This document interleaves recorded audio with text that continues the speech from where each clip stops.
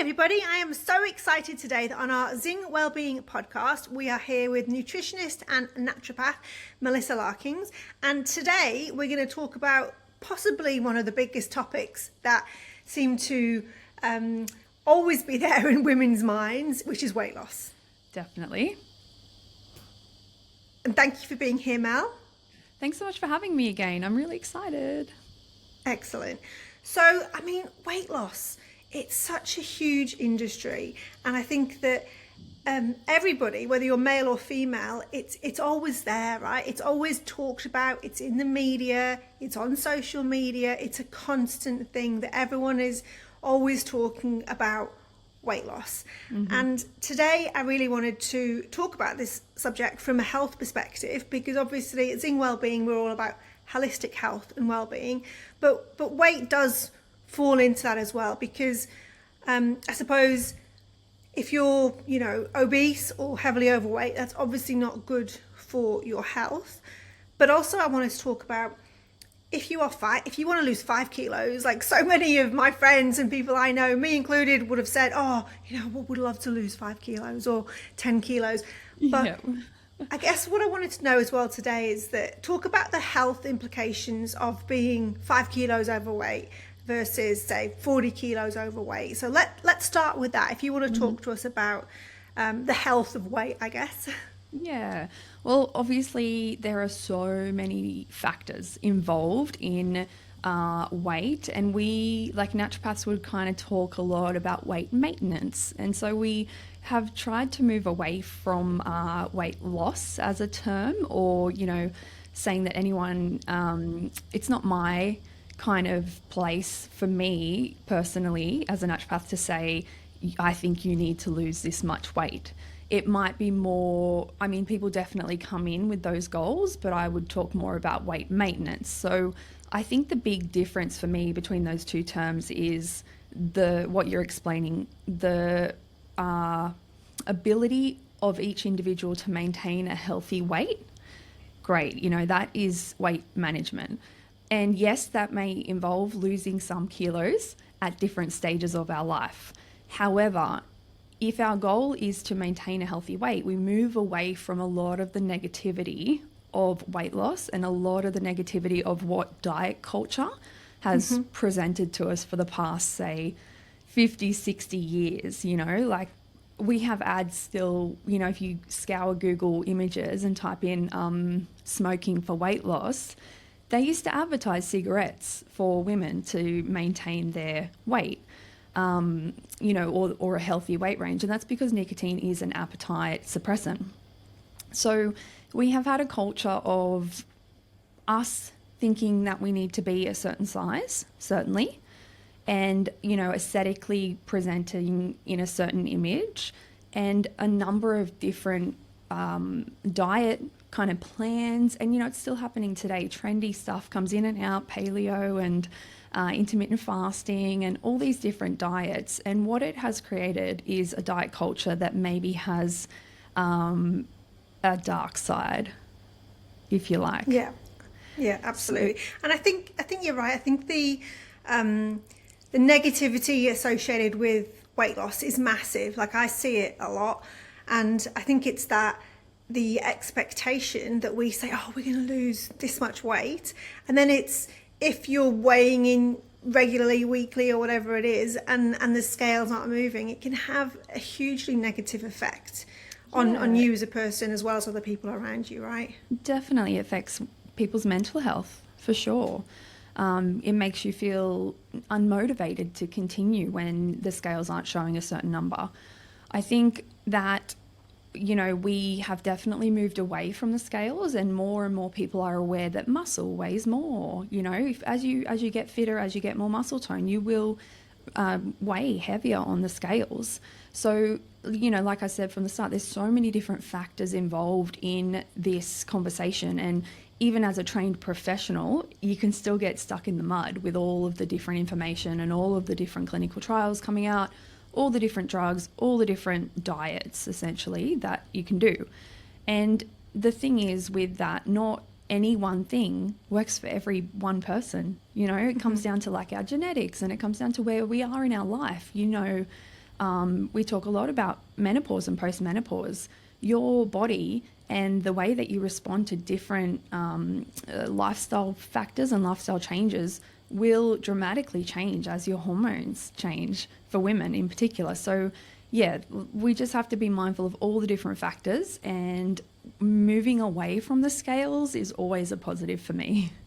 Yeah, no, I agree. I think it's, if we can reframe weight management or weight loss to be about your health, and it's about if you are carrying XX kilos, or you do need to because you need to get to a healthy weight, it's just focusing on your health as opposed to the aesthetics of what you look like, which I know is easier said than done. Like, we all kind of, see ourselves in the mirror or see ourselves in photos, but if we can shift the focus to be on what is the health benefit that we're going to achieve, sure, we might look better, great, but fundamentally, number one is our health, right? Definitely. So you might find that, a lot of my patients will say, yeah, my clothes fit better. I don't feel as bloated. My knees don't hurt as much. So by shifting some excess weight, by reducing the total, load on the body, you may find that you are in less pain, you have less inflammation, and your maybe some of your inflammatory kind of markers will reduce, because physically, they're not carrying as much, but also everything starts to work better. If you have excess weight, then things will slow down.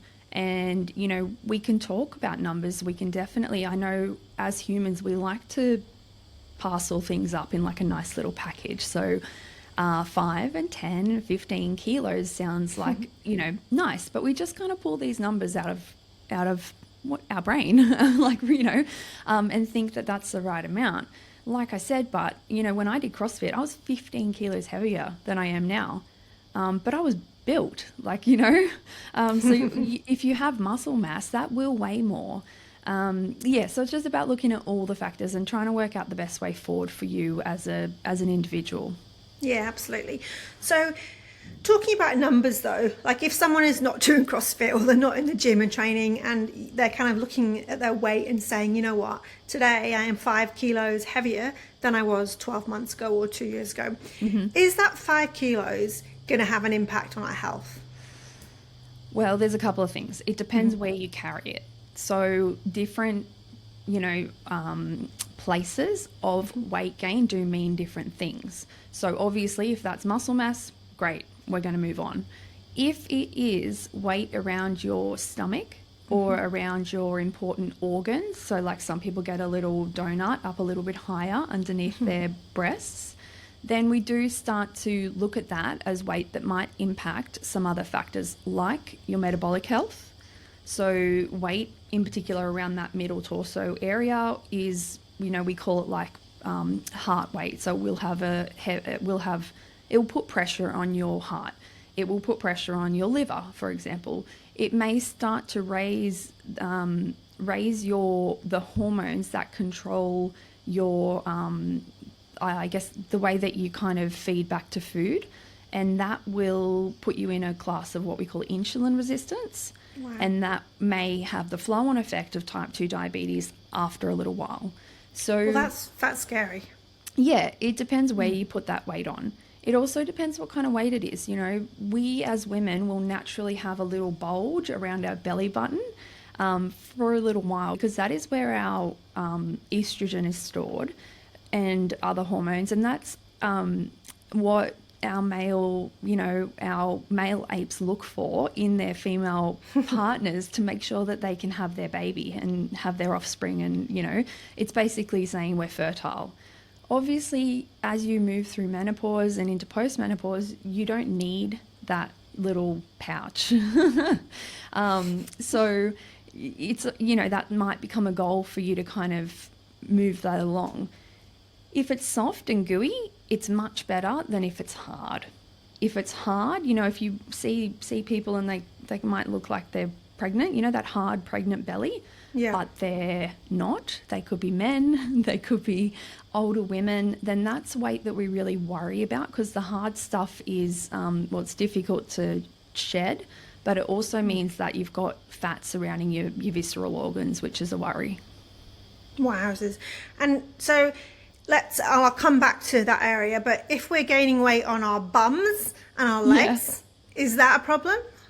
Look, I don't think it's as big of an issue for Yeah. your health in terms of chronic health factors and disease states, but you may feel uncomfortable. You will definitely put extra pressure on your joints, like your knees and your hips and your, ankles and stuff like that.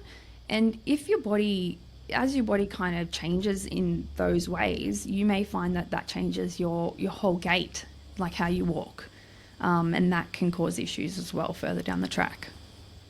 So I think what's kind of eye-opening here is that even that 5 kilos can make that difference. Obviously, Yeah. I'm guessing, and tell me if it's not, but if it's 10, 15, 20, 30, 40, Yeah. that's even worse, right? That means that you're risk further down the track. factors- Yeah, those risk factors go up exponentially the more that you gain, the more that you carry. And also, as you go up, it does become harder to shift. I know that somebody with more weight will lose more initially, generally. So they have a lot more to lose, right? So you might find that a lot of people find that 5 kilos is much harder to shift than 20 kilos. And that's because that person with 20 kilos is going to lose an initial part of that weight very quickly because their body will respond generally to a change. But if you're eating well and you are exercising and you have, this extra 5 kilos, you may find that that's a little harder to shift. So funny because I posted my own kind of journey over the past Yes. few months, or nearly 3 months now. But when I put a pair of my jeans on that I always wear, I was like, oh my gosh, there is a much more of an overhang, a muffin top than I was ever used to. And I was like, oh my goodness, because I'd been so busy at work, and when I'm so busy, and I'm sure other people can kind of relate, is that my own fitness usually falls down because I don't have the time, right? And I was like, I have fallen into that hole, which I know is really bad. So I kind of set myself a kind of plan, which was to reduce that tummy fat, because I do know how dangerous tummy fat can be, but just listening to it is quite scary. And I posted my before pictures, and then I've been following, our programs, the food plans that you've created, especially kind of the gut health and high protein kind of ones as well, and sticking to around 90 grams of protein a day. And I don't have a scales, but I've been posting my after shots, and I think I would have probably lost about 5 kilos, but the way it's come off now I'm in menopause is so much slower than if it was 10, 15 years ago or 20 years ago. Yeah. And it's and I haven't been, crazy with it. I've just been doing weights every day. I've been doing a little bit of cardio, whether it be a walk or a swim or something, and then lifting weights, and then sticking to the food, really focusing on food. And it's 100% come off. And I always say to everybody, take photos, because the scales, I think, is evil. I really, really do. But I think photos show you your progress, whether it's your clothes getting smaller or your shape changing, that you can't do on a scale. It doesn't have that.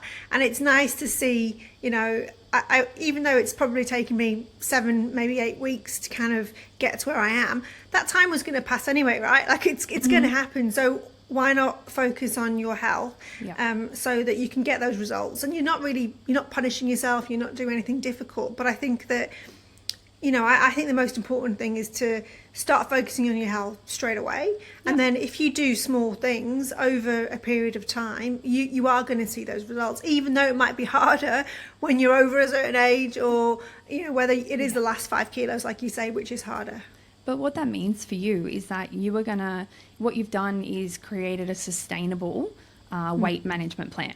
You will find that you will be able to maintain your current now, 5 kilo less weight for longer. If you have done something extreme or something unsustainable, you would have probably lost it quicker, but you would have probably put it back on. Because my thing is, you're always going to kind of go back to some portion, some version of your reality, like of your normal kind of plan. So if you're doing habitual changes over time, that is going to benefit you long term.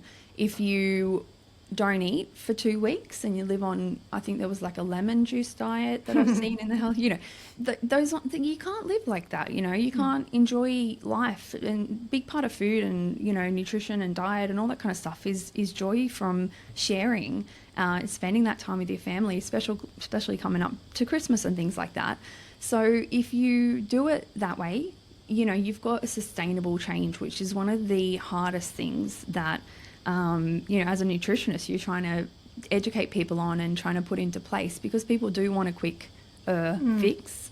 They want to see change quickly, and it's harder to make small changes than make those big ones. I think as humans, we think it's all or nothing. We have that programmed in us, and that's also come from diet culture. You have to make this enormous change. You have to change everything you're doing and everything you're eating, and you have to exercise twice a day, and that's just not sustainable for people living their regular lives, working, having kids, all that kind of stuff. So it has to fit in with what you're doing. And, whenever I write a meal planner, I want it to be something that the whole family can eat, so that, we're not cooking, or dad's not cooking 2 different meals or 3 different meals or whatever. So that is the more sustainable way to do it. You will also, there can be negative side effects from losing too much weight too quickly. Not just putting it back on or even putting more back on, but also it puts your body under a huge amount of stress. You can get to a point where you don't actually detox out the same, the toxins and stuff like that you should be. You end up doing a thing called retox, and those toxins are recycled in the body, and they come back and, wreak a bit of havoc. They can get into your brain and cause, the mental health stuff, so increase anxiety. So what is that, Mal? So if you try and lose weight too quickly, your body can't detox anymore? Yeah, it can only do so much at once. Wow. So your body will get to a point where it kind of recycles the toxins. That could also happen if you're not eating enough food. So one of the biggest things that, we see in clinic is that people reduce their intake of food, especially, you've seen the importance of having enough protein each day. Yeah. Those amino acids are really what keep the liver functioning and able to go through that detox process. So you've got kind of phase 1 in the liver, where it takes all the bad stuff out of your body.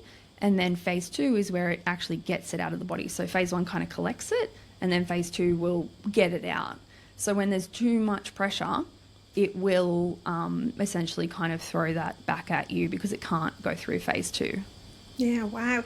It's so scary, isn't it? Because diet culture, like you say, is all around quick fixes, do it now, do this, don't eat this, don't eat after this.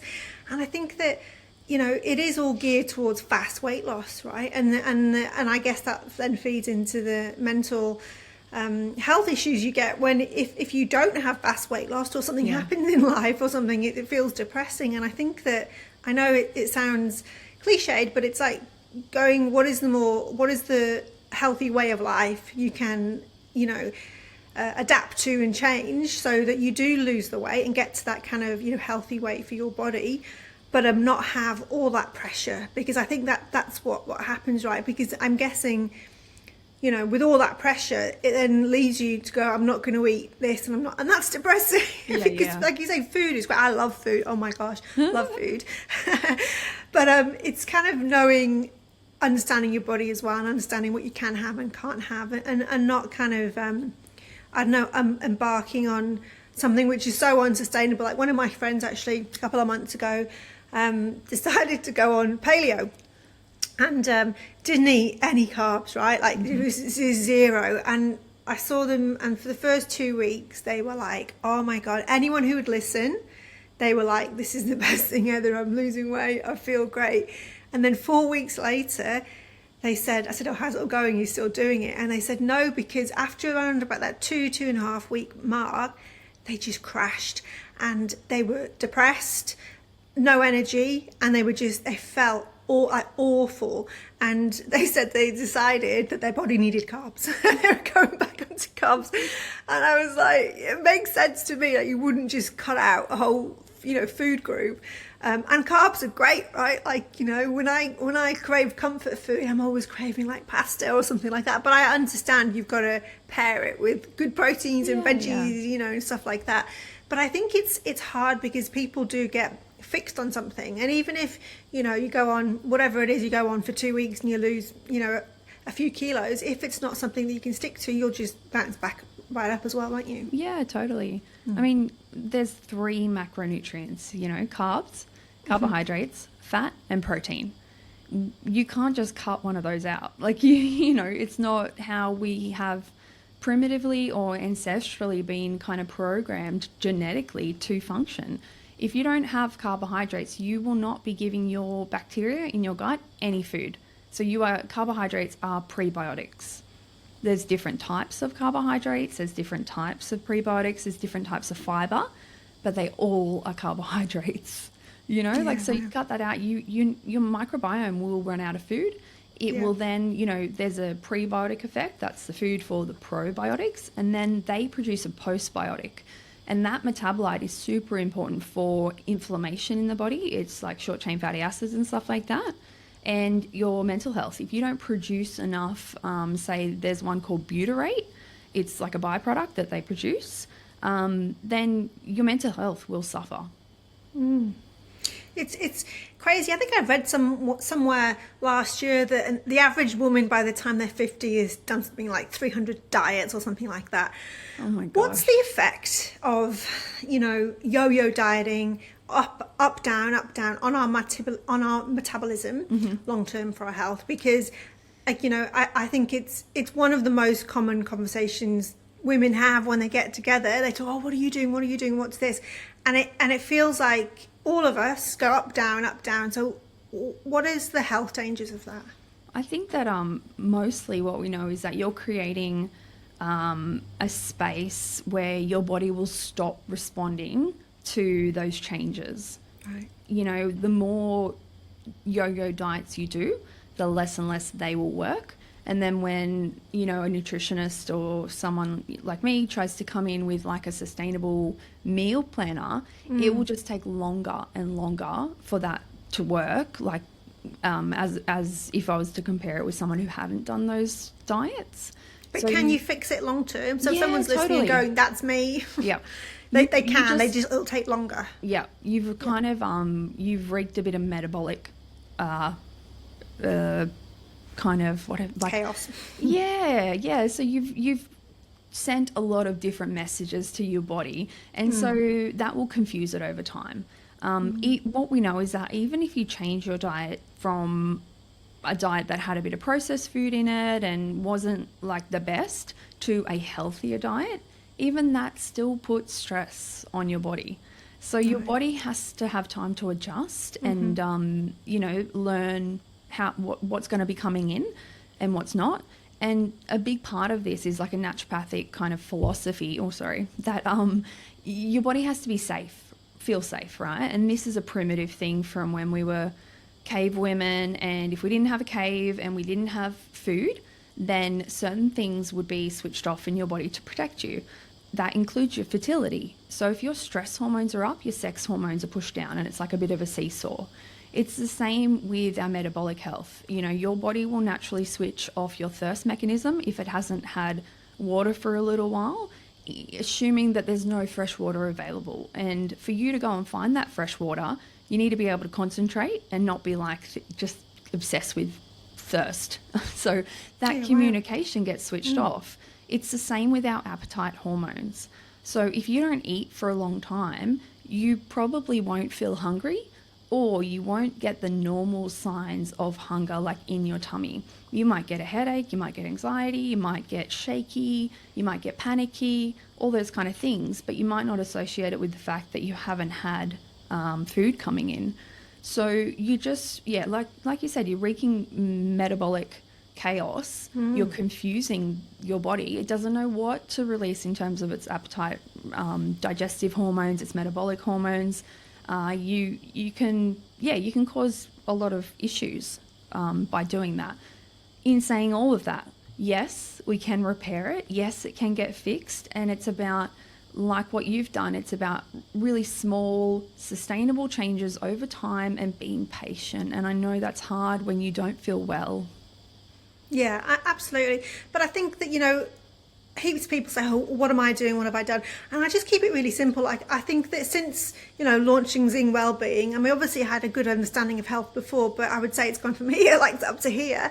And especially the main things for me is really focusing on gut health, really focusing on protein, and then weight-bearing exercises. So I think that, before, July when I started the business, I knew protein was important. Don't get me wrong, I knew, but like I was not having enough protein, and I wasn't having anywhere near. And I think we had a chat a few months ago, and you were saying when you see clients, no one ever is kind of deficient in carbs, deficient in protein. And that was me, because now I kind of like, I count in my head, because my target is 90 grams a day, and I go, right, a tin of tuna is like 22 grams. So I'm like, awesome. So I think about it. I think about what I'm eating, rather than maybe before I might say, oh, I'll have a piece of toast. I will never just have a piece of toast. Like, I always pair it with like lots of protein, because I'm really focused on my target every day, because I know how critical it is for not just my muscles, but my health, and and everything, skin, hair, nails, functions. Definitely. And then also gut health. So again, gut health for me has been transformative over the past few months, and I really, every day I have my gut health smoothie shot thing, and it's turmeric, ginger, pineapple, and then I either throw in a lemon or a carrot, whatever I'm doing, and my protein powder. So that in itself gives me about 30 grams of protein, and it's giving my gut health, and the difference I feel in my stomach area from kind of really nourishing and focusing on gut is huge. And like you say, that's sustainable. That's just my life now. Like, that's what I do.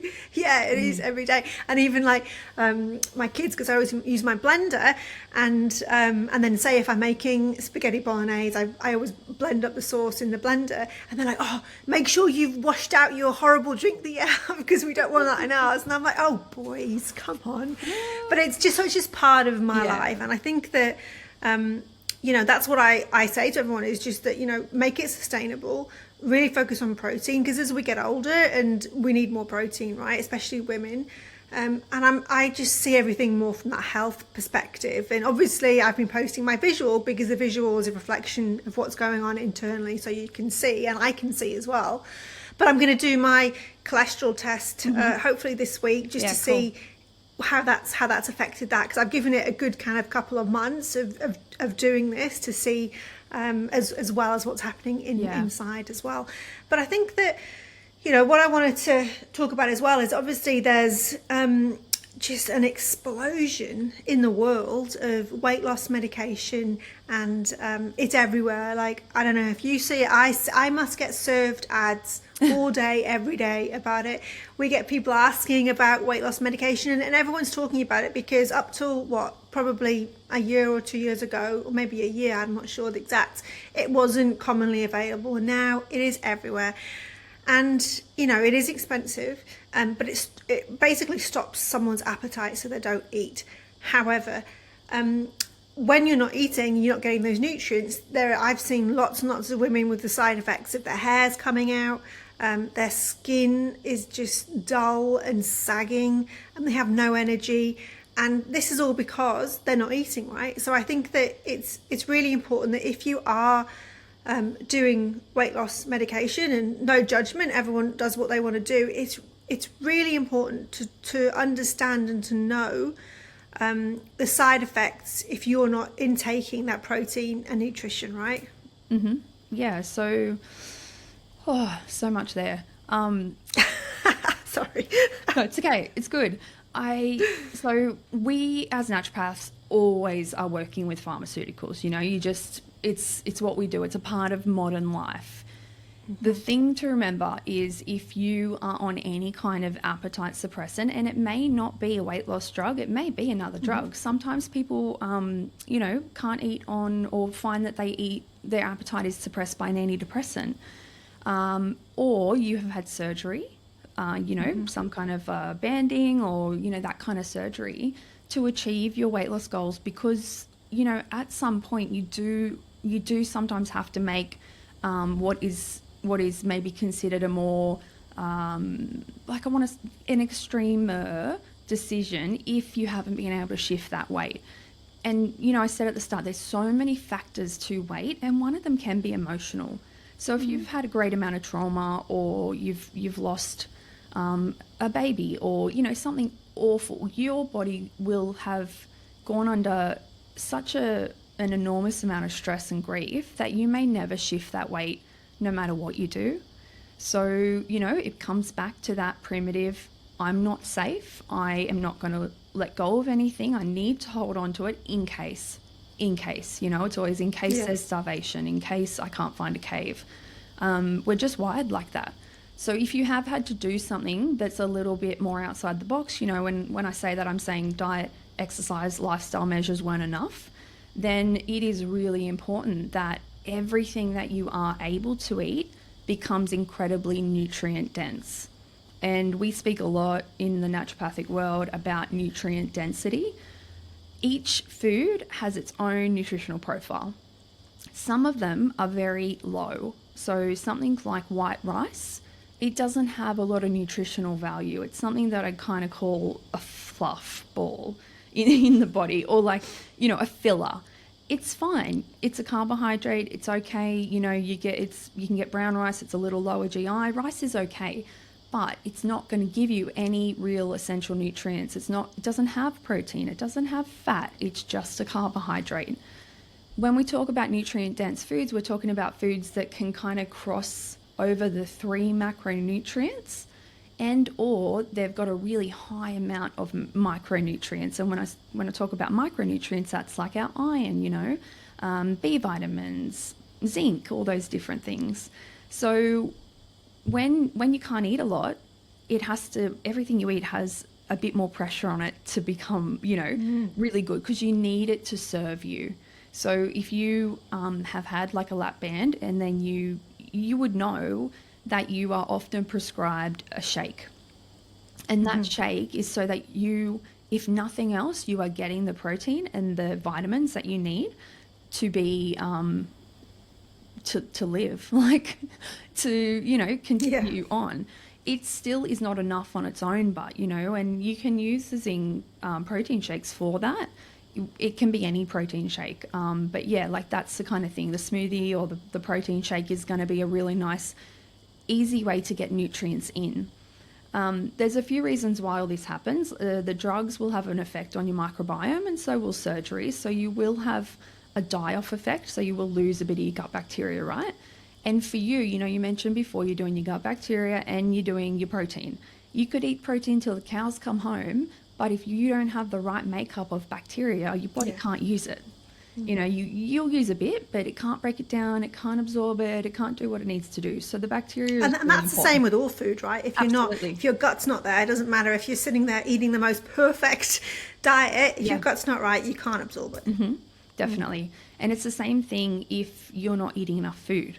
So it's not just important for nutrients and to avoid those side effects, like your hair falls out because you don't have enough silica, you know, and your body, your hair and your nails take a lot of nutrients for your body to maintain. So if you don't put them in, that stuff's going to go, because there's other priorities that it will send the nutrients to keep you alive, like your thyroid. That is more important than you having hair or nails, you know. So the stuff that goes first is the least important for survival. You know, it will send all the magnesium it has to your heart, for example, and you know, you may find that you get cramps and headaches and stuff like that because your body doesn't have enough for your muscles. It will send, you know, it'll send the protein to where it needs to go, and that includes the liver to keep your digestive system functioning. And you may find that you have muscle loss, you know, because there's not enough for those muscles. So I think there's a bunch of stuff in there, but what I really am trying to say is that everything you put in your mouth becomes more important when you can't eat a lot. And it's the same if people are going through chemo and stuff, you know, like we make sure that they have some kind of easy access, like a shake, to nutrients.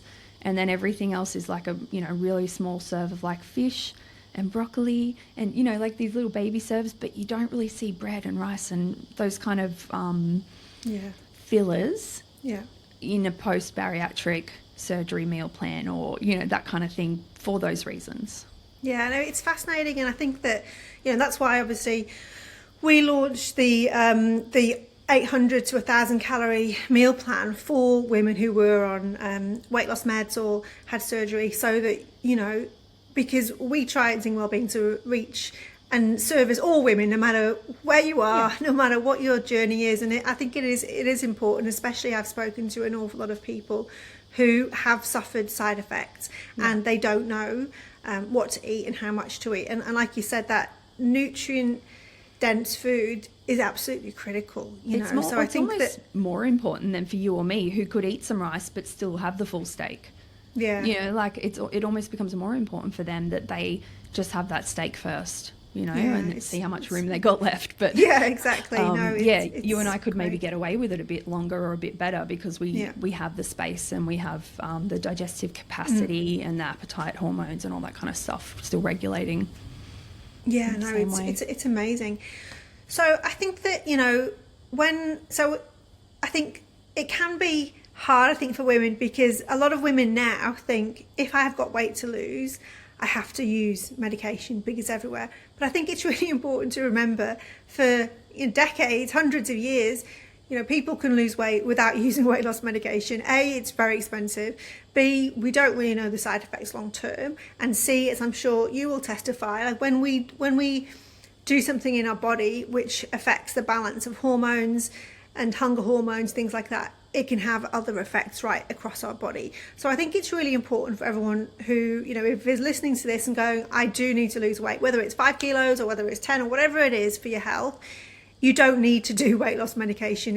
I think, from my perspective, and tell me yours, the most important thing is focusing on health and going, if I change my diet to a healthy diet, then weight loss will be a byproduct of that. And that's what I've always believed, is that don't look at it on I need to lose this weight. Look at it and I need to improve my health, and because of that I will lose the weight. So it's a byproduct, because then it becomes more sustainable and it's something that you're not going to kind of yo-yo when you finish. Totally. If you or I were to present to our GPs right now and ask for bariatric surgery or a weight loss drug, we should not be given it. You know, like 5 kilos, maybe even 10, unless you have done everything else in the world and you have multiple kind of comorbidities. So when we look at somebody, they're made up of all those different factors that I'm always talking about. Is there type 2 diabetes in the family? Do they have insulin resistance already? Is their cholesterol high? Do they have high blood pressure? All of that comes into play when we look at a patient picture and decide what the next step is. Obviously, I'm not a GP, but if they were to look at somebody with minimal comorbidities and 5, maybe 10 kilos to lose, they're very unlikely to prescribe that type of medication. So, and that's a great thing. It's because you probably don't need it, you know? Yeah. However, you know, the patient picture I mentioned before, where there's multiple kind of stress factors, there's maybe a history of trauma, there's that weight is enough that it's impeding their health and putting them at risk of chronic diseases. For sure, they may get that, have to choose between those other options to achieve their goals. Yeah, absolutely. So, I think the problem is, though, is that in today's commercial landscape, there are a number of large online, I'm going to call them marketing companies, who are also, they're saying they're health companies, but they are prescribing and selling weight loss meds to anyone and everyone. And I know this because I've talked to people who've gone there and, they're not obese, they don't have a BMI of over 30, they haven't got issues, but they're getting subscribed weight loss medication left, right and centre. So as much as you say you can go if we went to our GP, and the GP is a very different experience than doing, one of these other things, I worry, and I think that it's important for women to educate themselves and take charge of this, and also know that weight loss, I don't believe, shouldn't be a short-term goal that you just go, that is my number one goal. The number one goal should be health, and that if you can improve your, and I think, we're so short-term thinking humans. We all seem to be so short-term, but it's about our longevity, right? It's about living as long as we can in a healthy and happy way, so that when we're 70, 80, we're in great health and we're moving around and, you know, we're healthy, rather than going, oh, I lost 10 kilos, but I'm so not healthy. And I think that that's the shift. And it's so difficult because of the diet culture we live in. Like, it's so difficult. It's really hard. I live in a bit of a different world than like reality, because I'm surrounded by, I'm like, you know, other naturopaths, and I'm surrounded by people who have come to me willing to pay what is quite an expensive fee for an alternative health, you know, consultation. Generally, they're pretty knowledgeable. Generally, you know, it's a different kind of cohort, I guess, than the general public, which took me many years to realize. So sometimes I think I do have my head in the sand. I'm hoping that if you go and see your GP that happens. But I also know that you can go online and get basically anything you want now, including, you know, drugs that are going to help you die when you want to die. So, yeah, it's in an ideal world that would happen. And maybe that sentence for some of us, if just one or two women are listening and they hear that and they go, oh, well, I only have a little bit to lose. Maybe I don't need that drug. Like you said, for the last however many years, we have been maintaining a healthy weight by food and exercise and lifestyle factors. So hopefully that is enough, you know, if we can get that right. In saying that, it's, you know, it's so unique and individual. Some people can do intermittent fasting and it works really well. Some people, you know, you've done your sustainable kind of changes and you've found what works for you. So it does take time and it takes a bit of exploration throughout, you know, through all the different kind of things that we can do. But I guess for over 15 years, what has always worked for nearly everyone that I see is sustainable, whole foods, real foods, macronutrient balance, making sure that you have those micronutrients coming in. And then most importantly, assessing your different stages of life. So obviously that is all going to change if you're pregnant. If you're breastfeeding, you're going to need to eat heaps more food. And as you go through menopause and into that postmenopausal phase, you need less food, but it has to become more nutrient dense. Which I am fully in. I know that. And for you, you know, women who have never had any cardiovascular readings, as their estrogen clears from their body, they may get those, you know, because estrogen is really important for protecting our heart. So as your estrogen declines, you may get high blood pressure, you may get high cholesterol. Be prepared, and I don't want to freak you out, but be prepared that your cholesterol still might be high no matter what you do in terms of diet and lifestyle. Yeah. So sometimes, well, for that particular instance, it will be your genetics. And sometimes we can't fight that with food and nutrition and exercise. Sometimes that's just the basket that we're given or whatever. But you will definitely your cholesterol won't be as high as it could be if you weren't doing all that. So it's exactly. You know, like it's weighing it all up and definitely. Yeah, working out. Now you mentioned breastfeeding there. Sorry, you mentioned breastfeeding, right. And I was just it reminded me that, you know, if anyone's listening and they're worrying about what to eat in breastfeeding and pregnancy, you have created for us a breastfeeding and pregnancy plan, which is obviously higher in calories and the nutrients that we need. We've got the menopause plan, which is amazing. I love that. But we've also got our weight loss plan, which we're putting out, which you've kind of put together. Do you want to talk a little bit about the you know, your thinking on that one, so that if someone is listening to this and going, this resonates, yes, I do want to lose a little bit of weight or a lot of weight for my health, and, you know, talk to us about how that weight loss plan or the meal plans and the foods can help them. Yeah, well, I'm basically a broken record when it comes to this stuff. I'm like, you got to eat real foods, you got to eat whole foods, you got to balance your macros. But yeah, it comes down to eating enough food so that your body feels safe to let go of excess weight stored.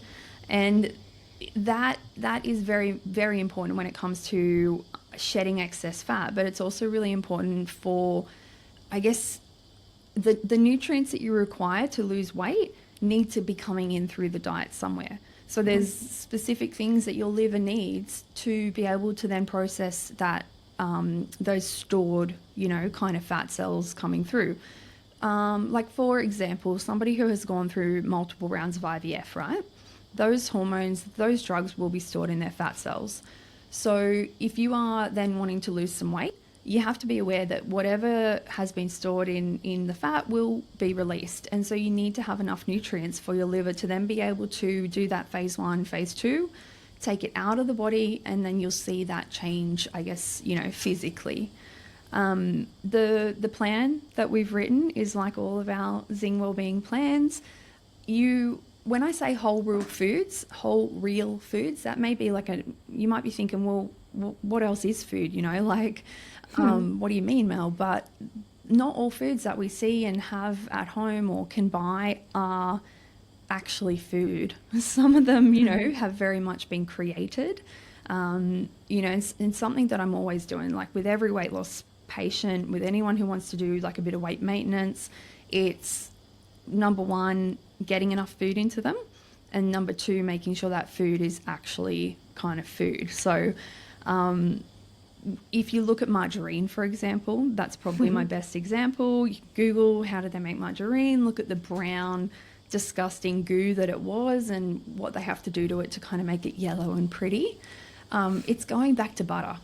We don't need to be eating margarine. It's not a real food. It hasn't come from the ground or a tree or an animal. It's basically going back to those principles. So, fresh meat, lots of fish, having plenty of water is also really important, staying hydrated. All of your organs rely on that. Fresh fruit and veg, nuts and seeds and legumes and lentils and pulses and, those basic kind of things, which I know can be boring, but I try to make them fun and, tasty as well. So, and I think that's the point, if I can just jump in, because, there's probably a lot of women listening to this and going, that's not how I eat. If they look at what they eat, there's probably a lot of processed food because it's convenient, and, all the marketing of food companies is very much targeted to convenience. So they might hear all those things and go, oh, I'm not going to eat those. And I do have people actually come through to us and go, I can't eat all those things. I don't eat that. But I think the key thing is that it's about re-educating your body and your taste buds, because the food is delicious. I can tell you, I love it. I love food, and I wish I had a chef to do it all for me. Don't get me wrong. But when you start experimenting with flavors and seasoning and homemade sauces, that the food is delicious. And I think that psychologically you feel better straight away, because you know what you're putting in there is whole food and fresh. And it can be sometimes quite confronting when you do that, to kind of accept that what you have been eating is so unhealthy, in the sense of highly processed, highly chemical, and not nutrient dense. And I always say to people, look, the most important thing is to look forward, not look back. Like, don't beat yourself up if you have been having that diet. Like, it's done. You cannot change what is gone. You can only change what you do today and what you do tomorrow. That's my mentality on everything, really, because there's no point being depressed about mistakes you've made or things. There's just no point. It's just about learning from it and moving forward. So I think that if everyone's going, nuts, lazy fish, I don't want to do that, give it a chance, because the difference you'll feel, and that is what your body should be eating. Like, that's what it should have. And the difference from gut health and energy. And I said, I think people will be astounded when when they change their diet to this healthy whole food diet, the difference it will make all over your body. Weight loss obviously will be happening as well, and it is. I see people post regularly going, oh my god, women who are like 50, 60 on our programs, and they've eaten a certain way and they've changed, and it's like, it is actually life-changing for them to see the difference in their body. And it's it gives them, this is a big claim, but I'm convinced it would be giving them years on their life. I mean, by eating like this, we know that living like this. Diet contributes to your longevity or not. It's just like the herbs behind me, they're super bitter. If you ever had liquid herbs, They are very bitter.